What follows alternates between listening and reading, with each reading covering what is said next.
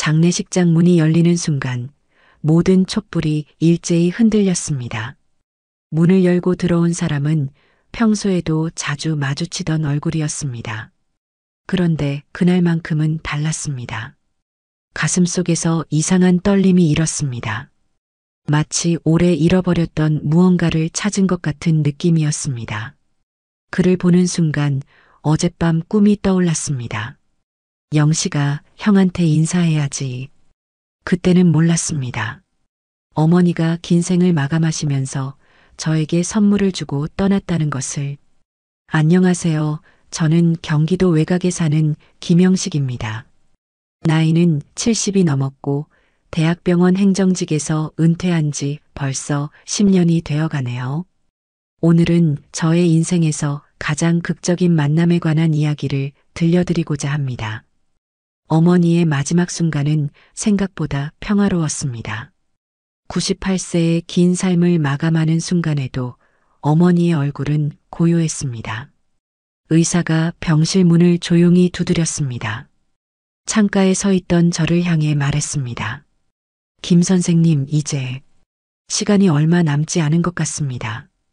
저는 창가에서 돌아섰습니다. 혼자 있게 해주시겠어요? 의사는 고개를 끄덕이고 조용히 방을 나갔습니다.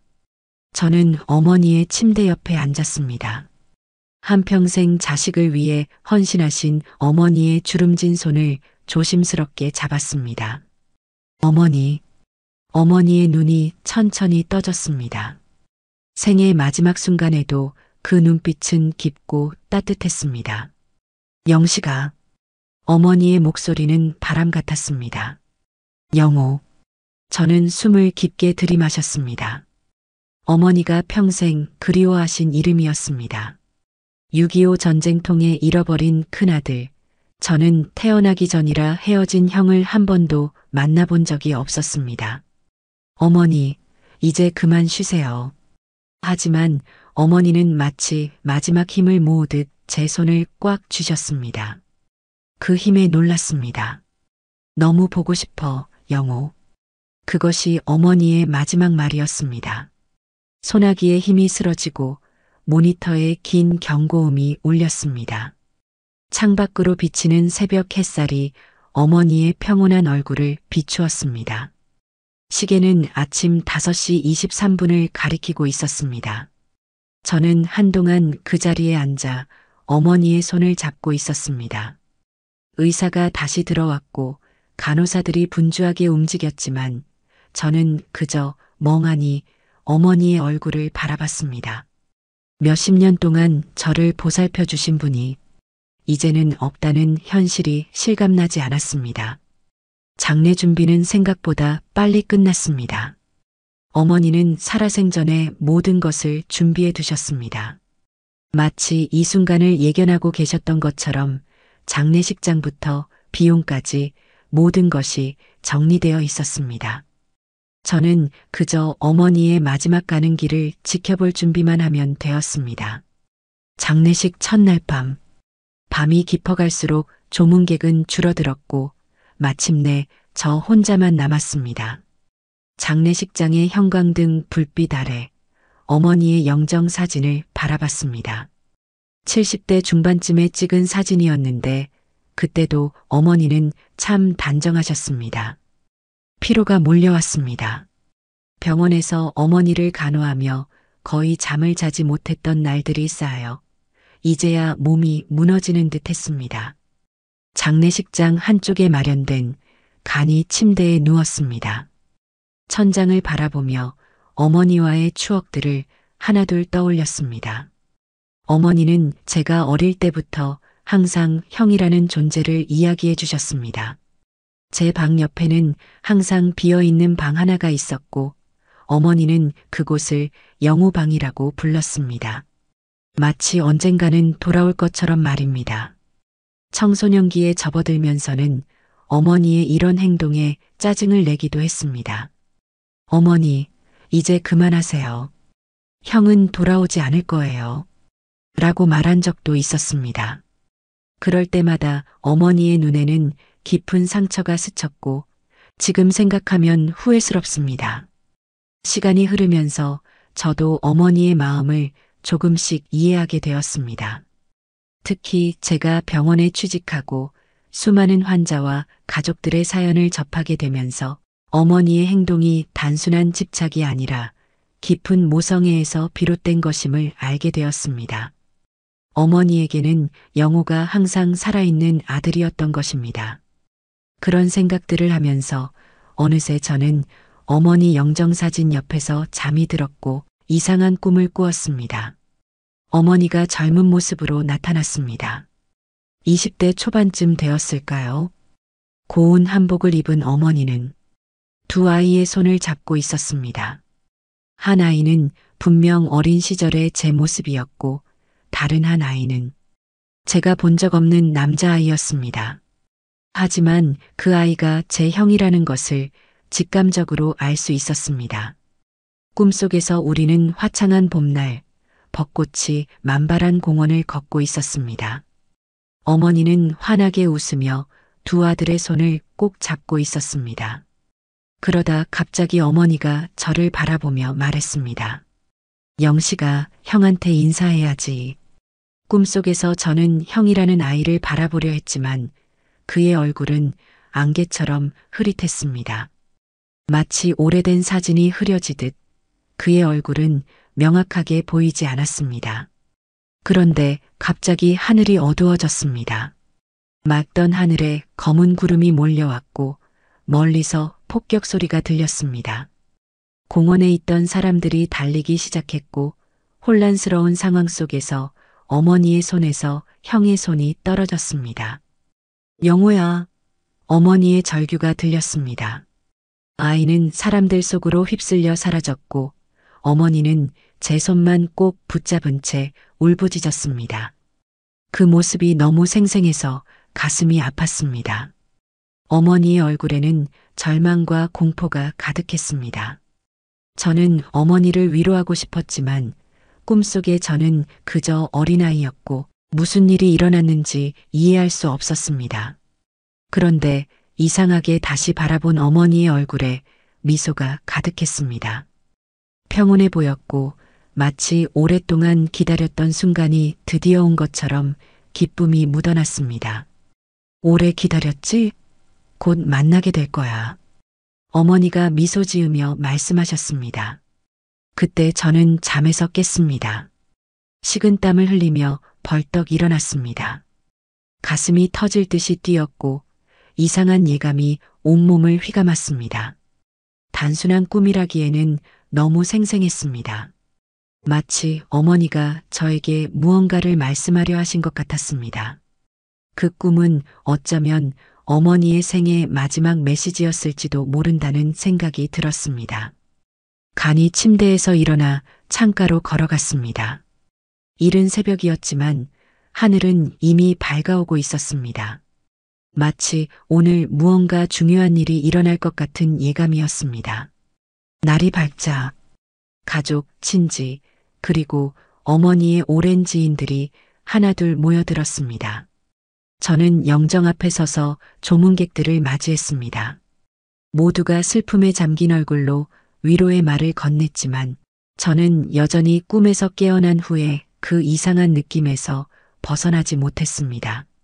시간이 흐르면서 조문객들이 점차 줄어들었고 잠시 한가한 시간이 찾아왔습니다. 그때였습니다. 장례식장 문이 다시 한번 열렸습니다. 문이 열리는 순간 이상한 일이 일어났습니다. 방 안의 모든 촛불이 동시에 흔들렸습니다.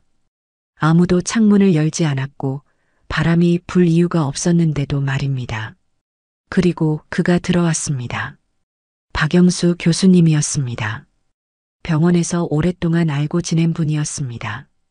저는 행정부에서 일했고 그는 의대 교수였습니다. 함께 일했던 시절부터 서로를 알고 지냈고 특히 15년 전 제가 심장마비 증상으로 주차장에서 쓰러져 있을 때 저의 생명을 구해주신 분이기도 했습니다. 그 이후 병원에서 종종 대화를 나눴고 업무적으로도 마주쳤지만 개인적인 친분은 그리 깊지 않았습니다. 그런데 오늘 그 익숙한 얼굴을 보는 순간 가슴 한구석이 묘하게 뛰었습니다.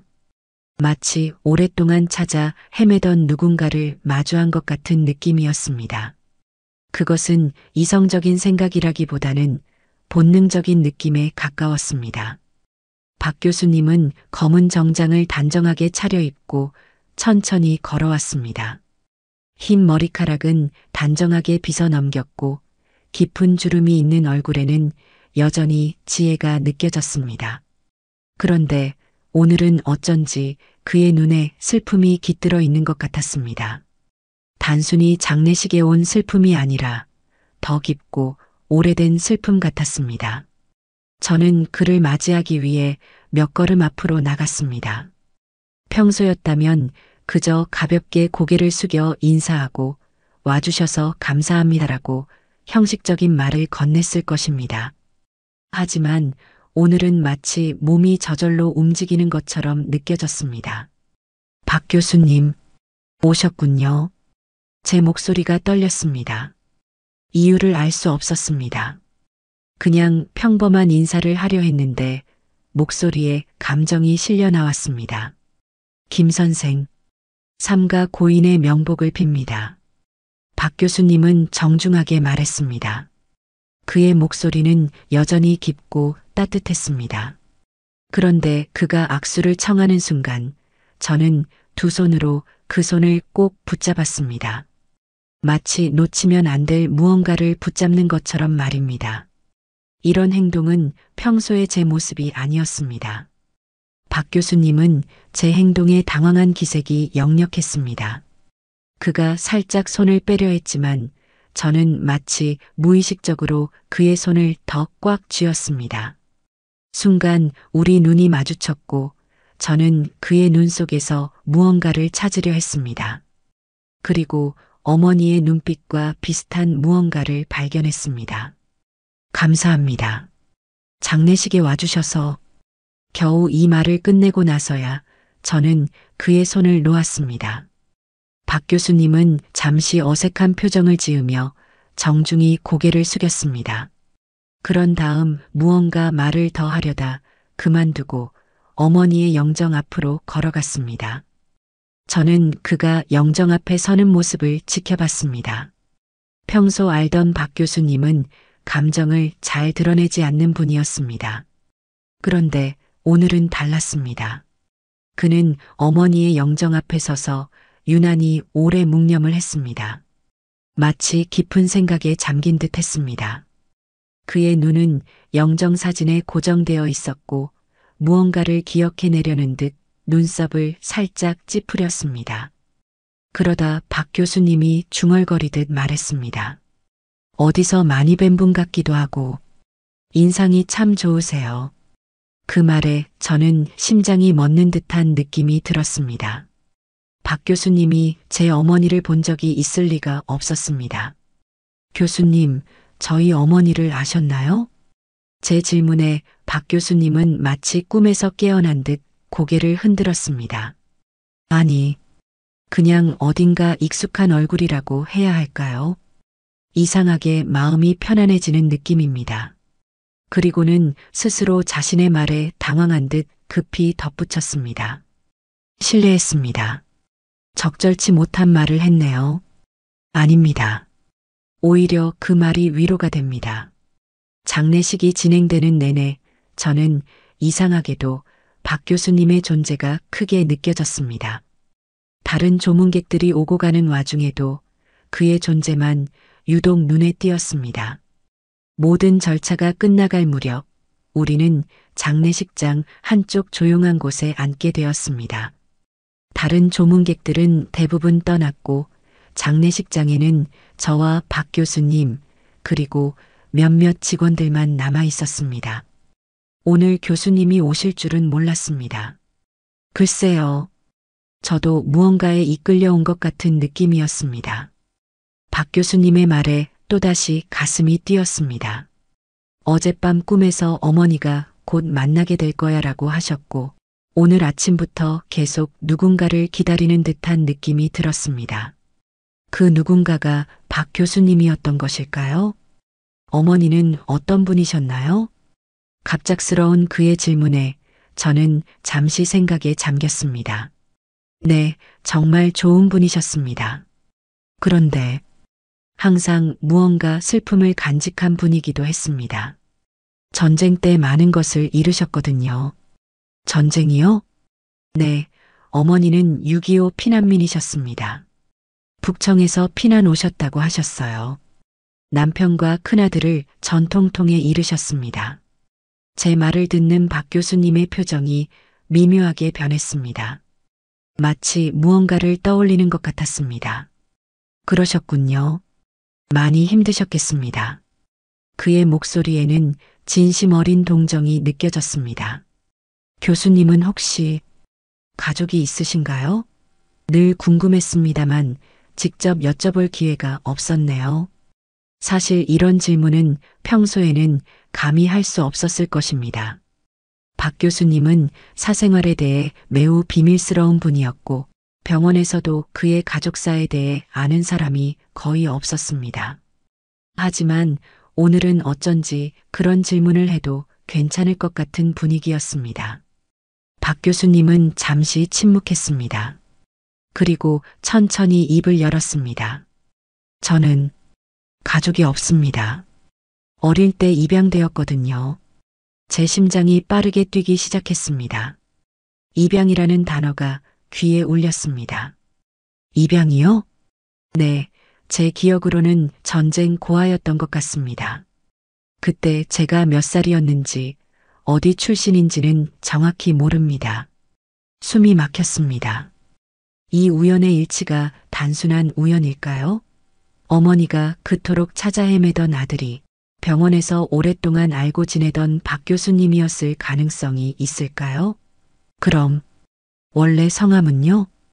그것도 잘 모릅니다. 입양 서류에도 그냥 남자아이 약 3세에서 4세라고만 적혀 있더군요. 박 씨 가문에 입양되어 박영수라는 이름을 받았습니다. 제 인생은 그때부터 시작된 셈이죠. 혹시 기억나는 것은 없으신가요? 어린 시절이 무의식적으로 질문이 튀어나왔습니다. 이런 질문은 너무 사적이고 부적절할 수도 있었지만 지금은 그런 걱정보다 진실을 알고 싶은 마음이 더 컸습니다. 박 교수님은 고개를 가로저었습니다. 그의 눈에는 오래된 슬픔이 어려 있었습니다. 아주 희미한 기억 조각들만 있습니다. 누군가의 손을 잡고 걷는 느낌, 그리고 누군가에게 엎혀있던 순간들, 그게 전부입니다. 그의 말을 듣는 순간 저는 어린 시절부터 어머니가 항상 들려주시던 이야기가 떠올랐습니다. 북청 함경남도의 작은 마을. 전쟁 전 어머니는 그곳에서 아버지와 큰형인 영우와 함께 평화로운 삶을 살고 있었습니다. 내 형은 3살 때 이미 한글을 떼고 숫자도 20개까지 셀 줄 알았어. 너무 영특해서 동네 사람들이 모두 칭찬했지. 어머니는 항상 이런 자랑을 하셨습니다. 그리고 자랑 뒤에는 항상 깊은 한숨이 따라왔습니다. 1950년 초여름 어머니는 둘째 아이를 가진 상태였습니다. 그 뱃속에 있는 아이가 저였죠.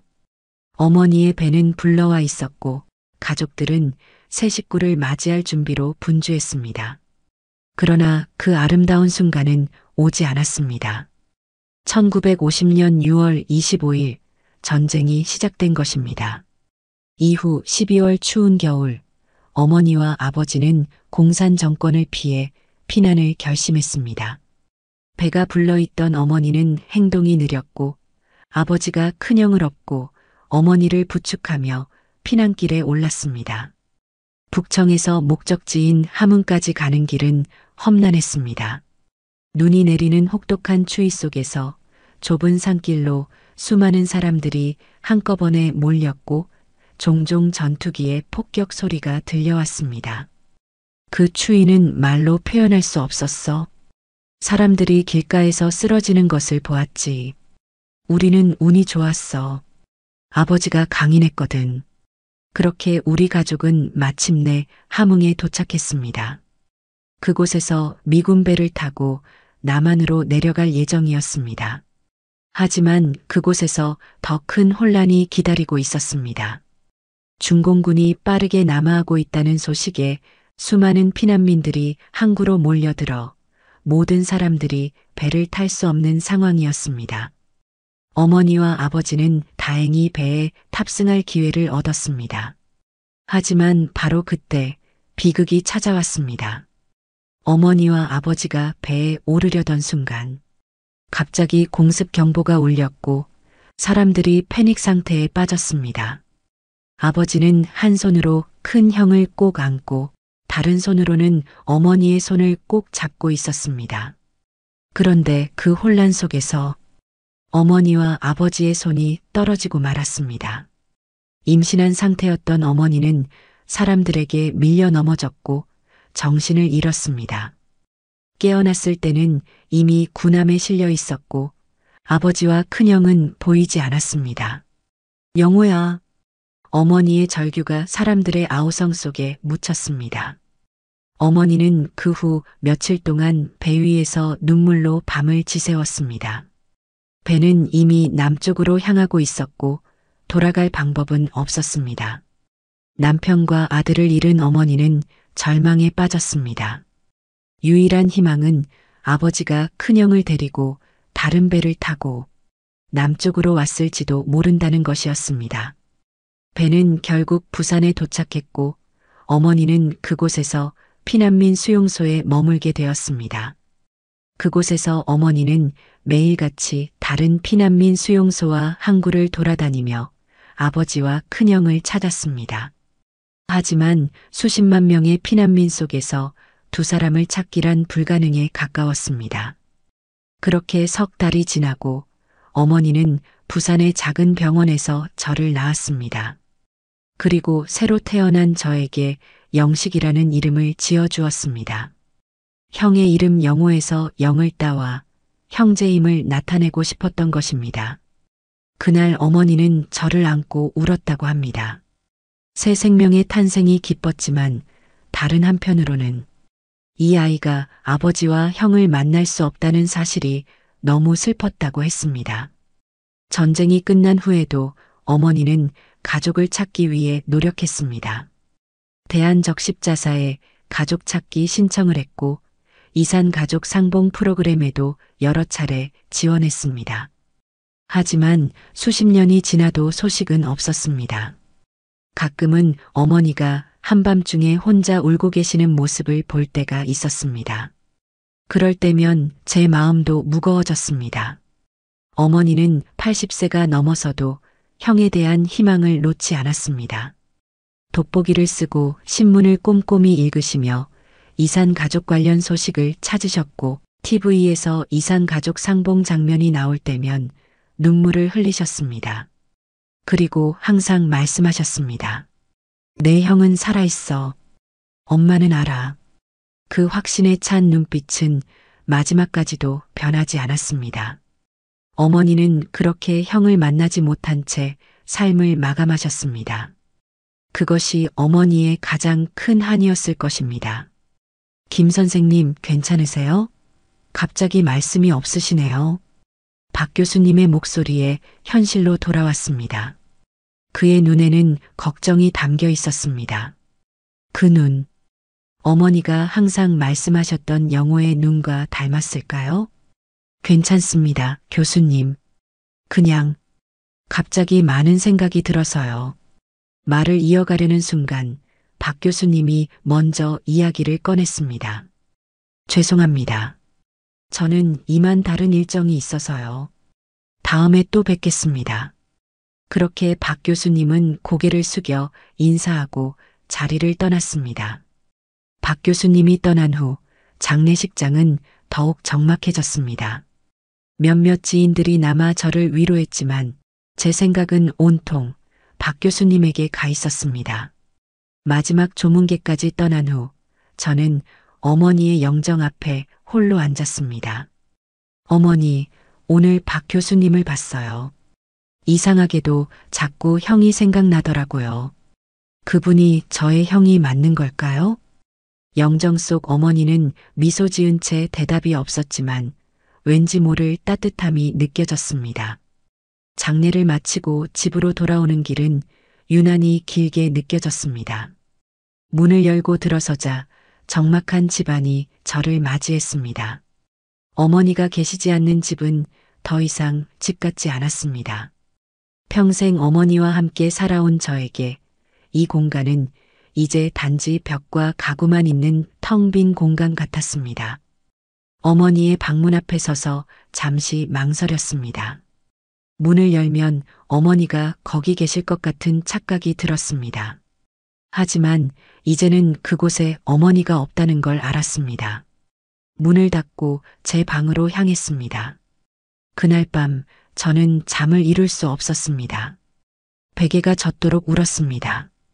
슬픔이라기보다는 너무 많은 감정이 한꺼번에 밀려와서였을 것입니다. 아침이 밝았습니다. 긴 밤을 뒤척이며 생각하고 또 생각했습니다. 박 교수님이 정말 나의 형일까? 아침 식사도 거른 채 저는 어제 박 교수님이 남긴 모든 말을 회상했습니다. 그리고 그의 눈에서 느껴진 어머니와 닮은 무언가. 이 모든 것이 단순한 우연일 수는 없었습니다. 결심했습니다. 진실을 확인해야 했습니다. 하지만 어떻게 시작해야 할까요? 단순히 박 교수님에게 전화해서 혹시 당신이 제 형 아닐까요? 라고 물어볼 수는 없었습니다. 그것은 너무 갑작스럽고 어쩌면 상처를 줄 수도 있는 질문이었습니다. 더구나 30년 넘게 알고 지낸 사이에 이런 가능성을 언급한다는 것은 이상하게 보일 수도 있었습니다. 결국 저는 간단한 문자 메시지를 보내기로 했습니다. 병원에 있는 동안 가끔 업무상 연락을 주고받던 박 교수님의 번호를 찾았습니다. 메시지를 어떻게 작성해야 할지 한참을 고민했습니다. 너무 형식적이지도 너무 친밀하지도 않게 마침내 짧은 메시지를 보냈습니다. 박 교수님, 김영식입니다. 어제 장례식에 와주셔서 감사합니다. 혹시 시간이 되신다면 한번 식사라도 함께 하고 싶습니다. 메시지를 보내고 나서 제 가슴은 마치 첫사랑을 고백한 청소년처럼 뛰었습니다. 며칠 후 답장이 왔습니다. 김 선생님, 연락 감사합니다. 좋습니다. 이번 주 금요일 저녁은 어떠신가요? 병원 근처 하늘정원이라는 식당이 조용해서 이야기 나누기 좋습니다. 메시지를 읽는 순간 이상하게도 눈물이 쏟아졌습니다. 마치 오랫동안 기다려온 만남이 드디어 실현되는 것 같은 느낌이었습니다. 곧바로 답장을 보냈습니다. 금요일 저녁 좋습니다. 7시에 하늘정원에서 뵙겠습니다. 그리고 금요일이 오기까지의 나흘은 제 인생에서 가장 길게 느껴진 시간이었습니다. 어떤 이야기를 해야 할지, 어떻게 진실을 확인할 수 있을지 수없이 많은 시나리오를 머릿속에 그렸습니다. 금요일 아침 저는 평소보다 일찍 일어났습니다. 긴장한 탓인지 밤새 잠을 설쳤습니다. 그렇게 식당에 약속보다 30분 일찍 도착했습니다. 직원은 저를 창가 자리로 안내했고 물 한 잔을 가져다 주었습니다. 정확히 7시 박 교수님이 식당에 들어섰습니다. 정장 차림이었고 손에는 작은 종이 가방을 들고 있었습니다. 김 선생님, 오래 기다리셨나요? 그의 목소리에는 따뜻함이 묻어났습니다. 저는 자리에서 일어나 악수를 청했습니다. 아니요, 저도 방금 왔습니다. 와주셔서 감사합니다, 교수님. 우리는 조용히 자리에 앉았습니다. 처음에는 어색한 침묵이 흘렀지만 곧 일상적인 대화로 시작했습니다. 병원 소식, 요즘 읽고 있는 책, 퇴직 후의 생활. 겉으로는 평범한 대화였지만 그 아래에는 묘한 긴장감이 흐르고 있었습니다. 식사가 나오고 소주 한 병도 주문했습니다. 술이 한두 잔 오가자 대화는 자연스럽게 더 깊은 주제로 흘러갔습니다. 김 선생님, 사실 의아했습니다. 저희가 같은 병원에서 오래 일했지만 이렇게 같이 식사를 하는 건 처음이라서요. 오늘 저를 부른 것, 뭔가 하고 싶은 이야기가 있는 것 아닌가요? 제 심장이 빠르게 뛰기 시작했습니다. 이제 진짜 대화가 시작되는 순간이었습니다. 어떻게 접근해야 할까? 너무 직설적으로 물어보면 어색할 것 같았고, 너무 돌려 말하면 의도가 전달되지 않을 것 같았습니다. 사실, 어머니가 꿈에 나와서 한 말씀이 너무 걸려서요. 잃어버린 형을 곧 만날 수 있을 거라고 했습니다. 박 교수님의 표정이 미묘하게 변했습니다. 호기심과 의아함이 뒤섞인 표정이었습니다. 형을요? 장례식장에서 말씀하셨던 그 형 말이군요. 전쟁 때 헤어진 내 어머니는 평생 형을 찾아 헤매셨습니다. 잠시 침묵이 흘렀습니다. 박 교수님은 잔을 들어 술을 한 모금 마시고 생각에 잠긴 듯 했습니다. 김 선생님, 그런데 그게 저와 어떤 연관이 있는 걸까요? 저는 깊게 숨을 들이마셨습니다. 이제는 돌이킬 수 없는 질문을 던질 때였습니다. 혹시 교수님이 저의 형, 김영호일 가능성은 없을까요? 그 말이 나오는 순간 테이블 위에 무거운 침묵이 내려앉았습니다. 박 교수님의 얼굴에는 복잡한 감정이 교차했습니다. 놀라움, 혼란, 그리고 무언가 깊은 감정. 김 선생님, 그게 정말 가능할까요? 우리가 30년 가까이 같은 병원에서 일했는데 저도 믿기 어렵습니다. 하지만 너무 많은 우연이 겹쳐요. 교수님의 나이, 입양 배경, 그리고 무엇보다 어머니가 마지막으로 남긴 꿈과 제가 느끼는 이상한 감정. 박 교수님은 잠시 생각에 잠겼습니다. 그리고 천천히 입을 열었습니다. 사실 저도 김 선생님을 처음 만났을 때부터 묘한 친밀감을 느꼈어요. 특히 15년 전 그 사건 이후로. 하지만 그게 형제의 인연이라고는 생각하지 못했습니다. 저도 마찬가지입니다. 항상 교수님에게 특별한 친근감을 느꼈는데 그냥 존경하는 의사에 대한 감정이라고만 생각했죠. 우리는 서로를 바라보았습니다. 눈빛 속에는 수많은 질문과 가능성이 담겨 있었습니다. 그리고 묘한 기대감도 있었습니다. 그럼 어떻게 확인할 수 있을까요? 박 교수님이 조심스럽게 물었습니다. DNA 검사가 가장 확실할 것 같습니다. 그렇군요. 그렇다면 해볼까요? 그의 말에 저는 깊은 감동을 느꼈습니다. 박 교수님은 제 제안을 거부하거나 의심하지 않았습니다. 오히려 진실을 함께 찾아가려는 의지를 보여주셨습니다. 정말 괜찮으신가요? 이런 제안을 갑자기 드려서 죄송합니다. 괜찮습니다. 사실 저도 항상 제 뿌리에 대해 궁금했거든요. 양부모님은 좋은 분들이셨지만 제 진짜 가족이 누구인지 알고 싶다는 생각은 항상 있었습니다. 그 말을 들으니 가슴이 뭉클해졌습니다. 그럼 내일 병원 검사실에 가서 DNA 검사를 의뢰해 볼까요? 좋습니다. 제가 아직 병원에 아는 사람들이 많으니 절차를 간소화할 수 있을 겁니다.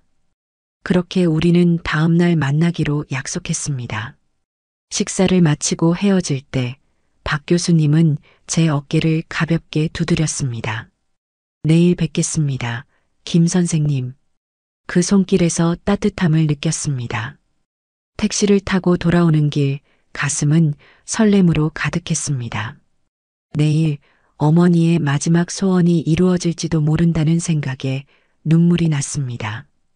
그리고 70여 년 동안 형 없이 살아왔던 제 인생에 이제 새로운 장이 열릴 수도 있다는 희망에 가슴이 벅차올랐습니다. 어머니, 저 형을 찾을 수 있을 것 같아요. 조금만 더 지켜봐 주세요. 그날 밤 오랜만에 편안한 잠을 잤습니다. 다음 날 박 교수님을 만나 DNA 검사를 진행했습니다. 검사 결과를 기다리는 시간은 마치 영원처럼 느껴졌습니다. 그리고 마침내 결과를 받는 순간이 왔습니다. 박 교수님과 저는 병원 근처 작은 카페에서 만나기로 했습니다. 연구소에서는 결과를 이메일로 보내줄 것이라고 했습니다. 약속 시간보다 1시간 일찍 도착한 저는 카페 구석 자리에 앉아 초조하게 시간을 기다렸습니다. 드디어 박 교수님이 도착했습니다. 그의 얼굴에도 긴장감이 역력했습니다. 김 선생님, 결과는 아직 안 왔나요? 아직입니다. 오늘 오후까지 온다고 했는데. 우리는 커피를 마시며 초조하게 기다렸습니다. 대화는 거의 없었습니다. 둘 다 너무 긴장해서 말을 이어갈 여유가 없었습니다. 시간은 더디게 흘렀고 카페의 시계 소리가 유난히 크게 들렸습니다. 오후 3시 정각 제 휴대폰이 울렸습니다. 이메일 알림이었습니다. 손이 떨려 제대로 화면을 터치할 수 없었습니다. 박 교수님도 숨을 죽인 채 지켜보고 있었습니다. 왔습니다. 이메일을 열었습니다. 첨부된 파일을 여는 순간 심장이 멎는 것 같았습니다. 형제관계 확률 99.9%. 글자가 흐려졌습니다. 눈물이 차올라 제대로 볼 수 없었습니다. 휴대폰을 박 교수님에게 건넸습니다.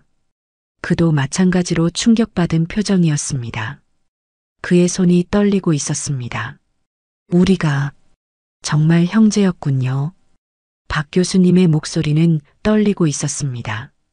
그의 눈에도 눈물이 고였습니다. 우리는 한동안 말없이 서로를 바라봤습니다. 30년 넘게 같은 병원에서 일했던 동료가 사실은 형제였다니. 영호 형. 처음으로 형이라는 말이 제 입에서 나왔습니다.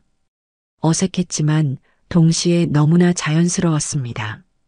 마치 평생 불러야 했던 말을 이제야 하는 것 같았습니다. 형은 잠시 눈을 감았습니다. 눈물이 그의 주름진 뺨을 타고 흘러내렸습니다. 영식아. 그가 처음으로 저를 이름으로 불렀습니다. 그 순간 우리 사이의 모든 공식적인 벽이 무너졌습니다. 더 이상 김 선생님, 박 교수님이 아니었습니다. 우리는 영호와 영식, 형제였습니다. 충동적으로 저는 자리에서 일어나 형에게 다가갔습니다. 그리고 그를 꼭 껴안았습니다. 태어나서 한 번도 해보지 못한 형제간의 포옹이었습니다. 형의 몸은 처음에는 굳어 있었지만 곧 그도 저를 꼭 안아주었습니다. 영식아, 내가 내 동생이었다니. 그의 목소리에는 믿기지 않는 감정과 기쁨, 그리고 후회가 뒤섞여 있었습니다. 우리는 서로를 끌어안은 채 한동안 그대로 있었습니다. 카페에 있던 다른 손님들이 우리를 신기하게 바라봤지만 우리에게는 그런 것은 중요하지 않았습니다. 어머니가 정말 좋아하셨을 텐데. 이 말을 하자 형은 더 크게 흐느꼈습니다. 어머니께서 돌아가시기 전 형을 만나지 못했다는 사실이 너무 가슴 아팠습니다. 평생 찾아 헤매던 아들이 사실은 바로 곁에 있었는데 끝내 만나지 못하셨다니. 우리는 카페를 나와 근처 공원으로 걸어갔습니다. 벤치에 나란히 앉아 지난 세월을 더듬어 보았습니다. 형은 자신이 어떻게 피난민 수용소에서 발견되었는지, 어떻게 박씨 가문에 입양되었는지 자세히 들려주었습니다. 그리고 저는 어머니가 어떻게 형을 찾아 헤매셨는지, 어떻게 형의 방을 항상 준비해 두셨는지 이야기했습니다. 어머니는 항상 형이 살아있다고 믿었어. 한 번도 포기하지 않으셨어. 형의 눈에는 깊은 슬픔이 스쳤습니다. 나도 가끔 꿈에서 어머니를 만났던 것 같아. 기억나지 않는 여자가 나를 부르는 꿈. 대화는 자연스럽게 이어졌습니다. 이제 우리 집에 가보자. 어머니의 물건들도 보여드리고 싶어요. 집으로 돌아와 저는 형에게 어머니의 방을 보여주었습니다. 그리고 항상 형을 위해 준비되어 있던 방도 보여주었습니다. 이 방이 내 방이었던 거야? 형은 방 안으로 들어서며 떨리는 목소리로 물었습니다. 깨끗하게 정돈된 침대, 책상, 그리고 벽에 걸린 작은 액자들. 어머니는 이 방을 마치 언제든 형이 돌아올 것처럼 정성스럽게 관리하셨습니다. 어머니는 이 방을 영우방이라고 부르셨어. 내가 이 방에 들어오는 것도 별로 좋아하지 않으셨지. 형은 천천히 방 안을 둘러보았습니다. 그리고 침대 가장자리에 조심스럽게 앉았습니다. 그의 눈에는 눈물이 맺혔습니다. 영식아, 난 항상 무언가 잃어버린 것 같은 느낌으로 살았어. 그게 바로 가족이었던 거야. 그날 밤 형은 우리 집에서 묵기로 했습니다. 바로 그 영우방에서요. 어머니가 평생 꿈꿔왔던 순간이 마침내 실현된 것입니다. 비록 어머니는 볼 수 없었지만 하늘에서 어머니가 미소 지으며 보고 계신 것 같았습니다. 다음 날부터 우리는 서로에 대해 더 많이 알아가기 시작했습니다. 형은 저에게 지금까지 인생의 경험을, 저는 형에게 어머니와의 추억을 나눴습니다. 서로 닮은 점도 발견했습니다. 우리는 둘 다 책을 좋아했고 클래식 음악을 즐겨 들었으며 심지어 커피를 마시는 방식도 비슷했습니다. 그렇게 2주가 지났습니다. 집에서 형과 아침 식사를 하려고 준비하고 있는데 갑자기 쿵 하는 소리가 들렸습니다.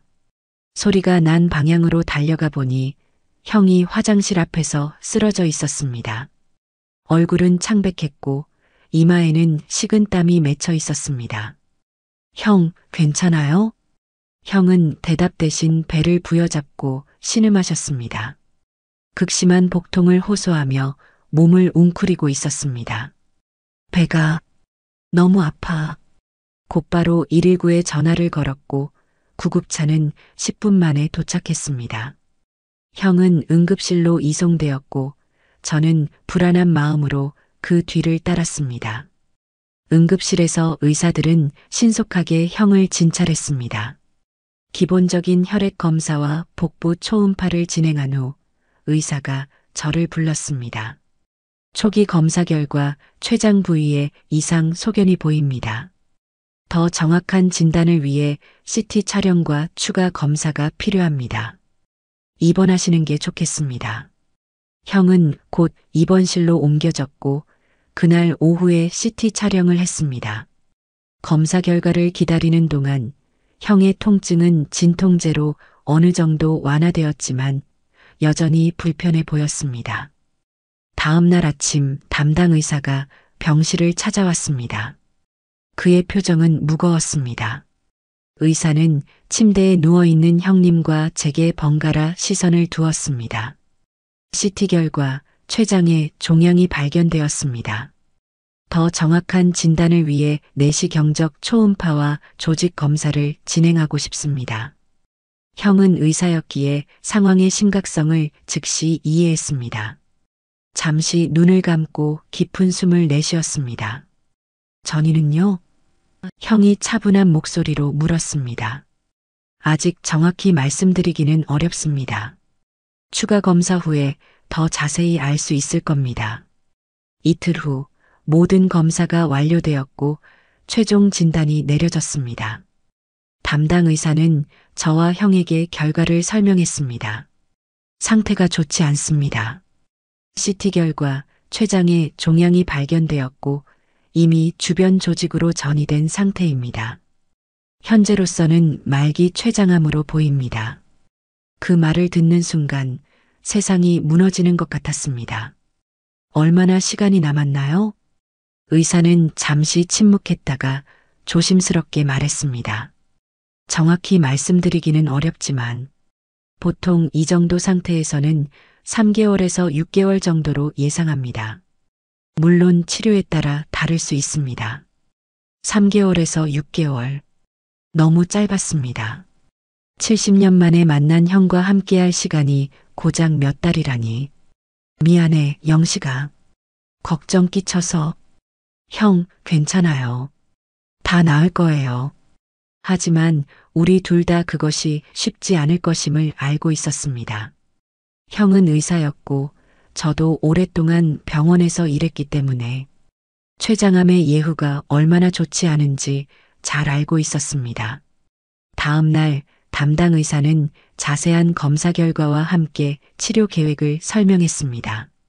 항암 치료와 방사선 치료를 병행하며 가능하다면 수술도 고려한다는 것이었습니다. 하지만 형의 나이와 암의 진행 정도를 고려할 때 완치보다는 삶의 질을 높이는 완화 치료가 중심이 될 것이라고 했습니다. 형은 모든 설명을 담담하게 들었습니다. 의사로서 그는 이미 자신의 상태를 정확히 알고 있었습니다. 그리고 저에게 이렇게 말했습니다. 영식아, 걱정하지 마. 난 이미 충분한 삶을 살았어. 그리고 무엇보다 내가 내 동생이라는 사실을 알게 되어 정말 행복해. 그 말에 제 눈에서는 눈물이 흘러내렸습니다. 너무 늦게 만났는데 너무 일찍 이별해야 한다니. 인생은 참 잔인했습니다. 형, 포기하면 안 돼요. 우리 아직 해야 할 이야기가 너무 많아요. 어머니 이야기도, 아버지 이야기도, 그리고 우리의 이야기도. 형은 미소를 지었습니다. 그 미소는 너무나 따뜻하고 평화로웠습니다. 그래, 내 말이 맞아. 아직 할 이야기가 많지. 그러니까 걱정 마. 난 쉽게 포기하지 않을 거야. 병원에서의 일주일 형은 초기 치료를 받았고 상태가 안정되자 퇴원했습니다. 저는 형을 저의 집으로 모셔왔습니다. 이제 본격적인 치료가 시작될 것이고 그 과정은 힘들 것입니다. 하지만 형과 함께 할 수 있는 이 시간이 얼마나 소중한지 알기에 저는 최선을 다해 그를 돌볼 준비가 되어 있었습니다. 형, 제가 모든 것을 다 챙길게요. 형은 그저 건강해지는 데만 집중하세요. 형은 고맙다는 눈빛을 보냈습니다. 그리고 제 손을 꼭 잡았습니다. 우리는 말없이 서로를 바라봤습니다. 70년의 공백, 그리고 이제 주어진 짧은 시간. 하지만 이 순간만큼은 모든 것이 완벽했습니다. 우리는 다시 한 가족이 되었고 어머니의 소원도 이루어졌습니다. 비록 암이라는 새로운 위기가 찾아왔지만 우리는 이제 함께 맞서 나갈 것입니다. 영식아, 내 남은 시간 함께 보내자. 네, 형. 그동안 놓쳤던 모든 시간을 이제라도 함께 보내요. 그렇게 형의 투병 생활이 시작되었습니다. 항암 치료는 생각보다 형의 몸에 큰 부담을 주었습니다. 고령에다 암의 진행 상태가 이미 상당했기 때문에 의사들은 적극적인 치료보다는 완화 치료를 권했지만 저는 포기할 수 없었습니다. 형, 우리 조금만 더 견뎌봐요. 제가 있잖아요. 매일 아침 저는 형에게 이렇게 말하며 하루를 시작했습니다. 형은 항상 미소로 대답했습니다. 비록 항암제 부작용으로 머리카락이 빠지고 얼굴은 헬쑥해졌지만 그 눈빛만큼은 여전히 따뜻했습니다. 저는 병원 행정직으로 40년간 일하며 배운 모든 지식과 인맥을 총동원했습니다. 알고 지내던 의사들에게 조언을 구하고 최신 치료법에 대한 정보를 찾았습니다. 때론 밤을 새워가며 해외 논문을 읽기도 했습니다. 어머니가 죽을 때까지 형을 찾기 위해 포기하지 않았듯이 저도 형의 건강을 위해 절대 포기하지 않을 것이었습니다. 형은 우리 집 영호방에서 지냈습니다. 그리고 저는 항상 자기 전 형 옆에서 어머니와 어머니에게서 들은 형에 대한 이야기를 들려주었습니다. 3살 때 이미 한글을 떼었다는 것, 동네에서 가장 똑똑한 아이로 소문났다는 것, 그리고 웃을 때면 오른쪽 볼에 작은 보조개가 생겼다는 것까지. 형은 그 이야기를 들으며 가끔 눈물을 흘렸습니다. 자신도 기억하지 못하는 어린 시절, 그리고 만나지 못했던 어머니에 대한 그리움이 그 눈물 속에 담겨 있었습니다. 하지만 치료가 계속됨에도 형의 상태는 점점 악화되었습니다. 의사들은 더 이상의 적극적인 치료는 의미가 없을 수 있다고 말했지만 형과 저는 끝까지 포기하지 않았습니다.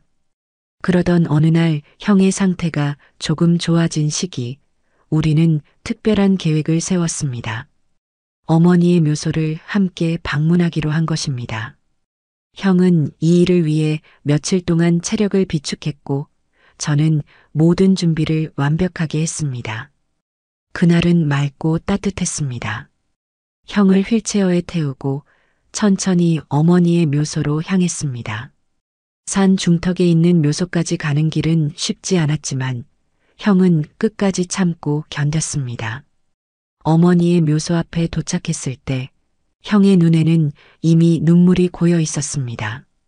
묘비에는 김명자라고 새겨져 있었습니다. 그 아래에는 사랑하는 어머니, 당신의 기다림이 헛되지 않기를이라는 글귀가 있었습니다. 형은 휠체어에서 일어나 무릎을 꿇었습니다. 그리고 조심스럽게 묘비를 어루만졌습니다. 어머니, 저 영호입니다. 너무 늦게 왔습니다. 미안합니다. 형의 목소리는 흐느낌으로 끊겼습니다. 저도 형 옆에 무릎을 꿇고 함께 울었습니다. 70년이 넘는 세월 동안 찾아 헤매던 아들이 드디어 어머니 앞에 무릎을 꿇은 것입니다. 비록 어머니는 이미 이 세상에 계시지 않지만 저는 어머니의 영혼이 우리와 함께 하고 있음을 느꼈습니다. 어머니, 너무 늦었죠. 형을 찾았어요. 어머니 말씀대로 살아있었어요. 그것도 제 바로 곁에. 우리는 그렇게 한동안 어머니의 묘소 앞에 앉아 있었습니다. 형은 자신이 살아온 인생에 대해 어머니께 이야기했고 저는 어머니가 우리를 지켜보고 계실 거라고 믿었습니다. 그렇게 한참이 지나 이제 집으로 돌아가려는데 형이 저의 손을 잡고 나지막히 웃으며 말했습니다. 영식아, 내가 이제껏 인생에서 가장 행복한 순간이 언제인지 알아? 언제예요? 바로 지금이야. 내 비록 몸은 아프지만 나를 낳아주신 어머니를 만났고 내 옆에 사랑하는 동생이 있는 이 순간이 내 인생에서 가장 행복한 순간이야. 그 말에 저는 눈물을 참을 수 없었습니다. 형에게도 저에게도 이 시간은 너무나 소중했습니다. 비록 늦게 찾은 형제이지만 우리는 남은 시간을 최대한 의미 있게 보내려 했습니다. 하지만 하늘도 무심하듯 형의 건강은 예상보다 더 빠르게 악화되었습니다. 의사들이 예측한 시간은 너무 낙관적이었는지도 모릅니다. 이제 형은 대부분의 시간을 침대에서 보냈고 통증 조절을 위한 약물 복용량도 점점 늘어갔습니다. 그렇게 형의 숨소리는 점점 약해지고 있었습니다. 하지만 그의 눈빛만큼은 여전히 맑고 강인했습니다. 마치 모든 것을 받아들이고 평화롭게 다음 여정을 준비하는 것 같았습니다. 그러던 어느 날 아침, 형은 제게 작은 소원을 말씀하셨습니다. 영식아, 내가 하나 부탁할 게 있어. 뭐든지 말씀하세요. 어머니 묘소 옆에 나도 함께 묻어줄래? 죽어서만큼은 꼭 어머니 곁에 있고 싶어. 그 말에 저는 아무 말도 할 수 없었습니다.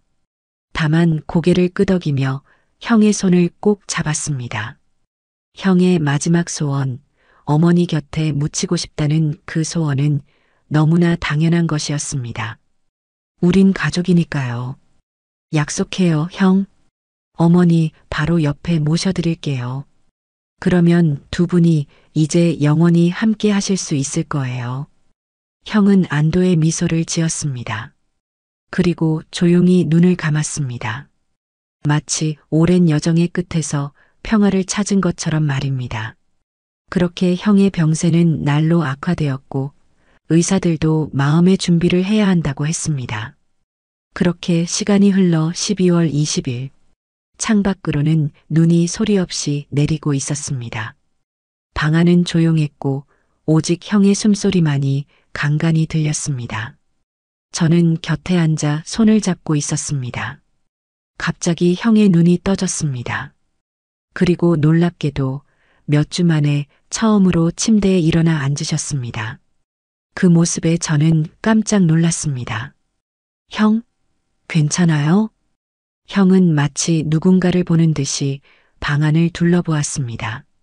그리고 미소를 지었습니다. 그 미소는 너무나 밝고 평화로웠습니다. 영식아, 어머니와 아버지가 오셨어. 저기, 형은 창가를 가리켰습니다. 그곳에는 아무도 없었지만 형의 눈에는 분명 누군가가 보였던 것 같습니다. 어머니가 날 부르고 계셔. 영호야, 이제 가자라고. 형의 목소리는 떨렸지만 기쁨에 찬 목소리였습니다. 마치 오랫동안 기다려온 사람을 만나는 기쁨이 묻어나는 그런 목소리였습니다. 바로 그때 이상한 일이 일어났습니다. 창문은 굳게 닫혀 있었는데 방 안에 따뜻한 바람이 불기 시작했습니다. 그리고 창밖으로부터 특별한 햇살이 비추었습니다. 그날은 흐린 날이었는데 갑자기 구름 사이로 한 줄기 햇살이 방 안으로 쏟아져 들어왔습니다. 그 빛은 형의 침대를 비추었고 형의 얼굴은 그 빛 속에서 더욱 평화로워 보였습니다. 그리고 형은 다시 누웠습니다. 깊은 숨을 내쉬었습니다. 영식아, 나는 정말 행복해. 그 말을 마지막으로 형은 눈을 감으셨습니다. 방 안의 따뜻한 바람은 여전히 불고 있었고 창문으로 들어오는 햇살은 더욱 밝아졌습니다.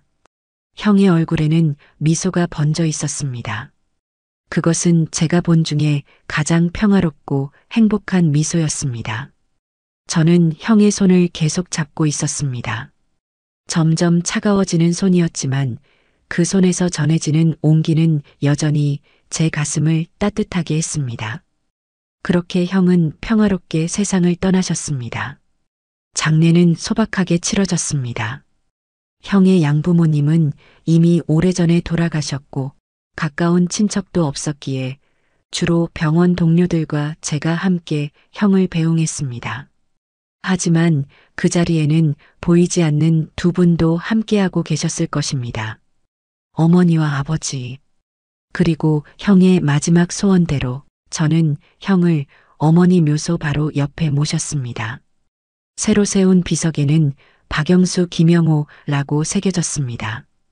그 아래에는 사랑하는 아들이자 형, 70년의 기다림 끝에 가족의 품으로 돌아오다라는 문구가 새겨졌습니다. 시간이 흘러 크리스마스 날, 저는 홀로 집에 앉아 창밖의 눈을 바라보았습니다. 모두가 가족과 함께하는 날이지만 이제 저는 다시 혼자가 되었습니다. 하지만 이상하게도 외롭다는 생각이 들지 않았습니다. 마치 어머니와 형이 여전히 곁에 있는 것 같은 느낌이 들었습니다. 그날 밤 저는 오랜만에 편안한 잠을 잤습니다. 그리고 꿈속에서 어머니와 형, 그리고 한 번도 만나보지 못한 아버지를 만났습니다. 우리 가족은 꿈속에서 함께 식탁에 앉아 이야기를 나누었습니다. 그곳에서는 70년의 이별도 암의 고통도 없었습니다. 오직 따뜻한 가족의 사랑만이 있었습니다. 꿈에서 깨어난 후 저는 창가로 걸어갔습니다. 밤새 내린 눈으로 세상은 하얗게 변해 있었습니다. 그리고 동쪽 하늘에는 아침 해가 떠오르고 있었습니다. 그 순간 저는 형의 마지막 말을 떠올렸습니다. 영식아, 나는 정말 행복해. 저 역시 같은 마음이었습니다. 비록 형과의 만남은 짧은 시간이었지만 형을 만나 우리가 형제임을 확인할 수 있었고 어머니의 마지막 소원도 이루어졌고 형도 자신의 뿌리를 찾았습니다. 어머니, 형, 이제 편히 쉬세요. 곧 갈게요. 그때 다시 만나요. 창밖으로 새로운 아침이 밝아오고 있었습니다. 마치 새로운 시작을 알리는 것처럼 햇살은 점점 더 밝아졌습니다. 그 빛 속에서 저는 어머니와 형이 평화롭게 미소 짓고 있는 모습을 상상했습니다.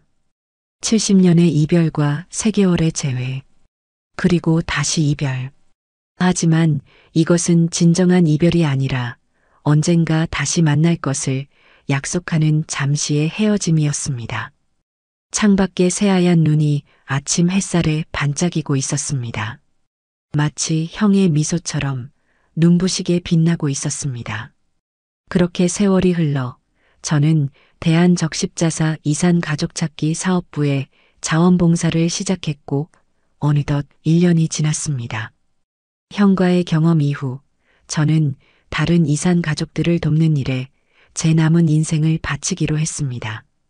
비록 저와 어머니의 이야기는 행복한 결말을 맺었지만 아직도 수많은 가족들이 서로를 찾고 있다는 사실을 알기 때문입니다. 사무실 책상 위에는 형과 찍은 유일한 사진이 놓여 있습니다. 어머니 묘소를 함께 방문했을 때 찍은 사진입니다. 휠체어에 앉은 형님과 그 옆에 서 있는 저. 비록 찍힌 순간은 슬픔의 시간이었지만 그 사진 속에는 형제의 깊은 유대감이 담겨 있습니다. 가끔은 형이 병상에서 말씀하셨던 것을 떠올립니다. 영식아, 우리 인생의 여정은 때로는 길고 때로는 짧아.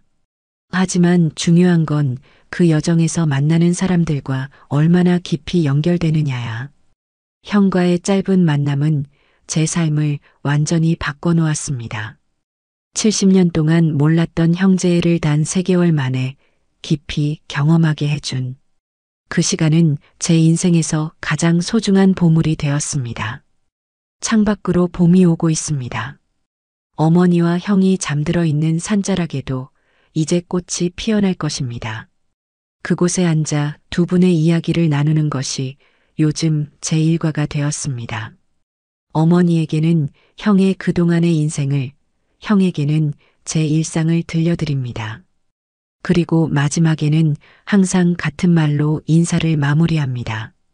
어머니, 형, 그곳에선 행복하시죠? 앞으로도 우리 가족의 이야기는 계속될 겁니다. 지금까지 제 이야기를 들어주셔서 감사합니다. 가족을 잃은 아픔이 있는 분들에게 조금이나마 힘이 됐으면 좋겠습니다. 감사합니다.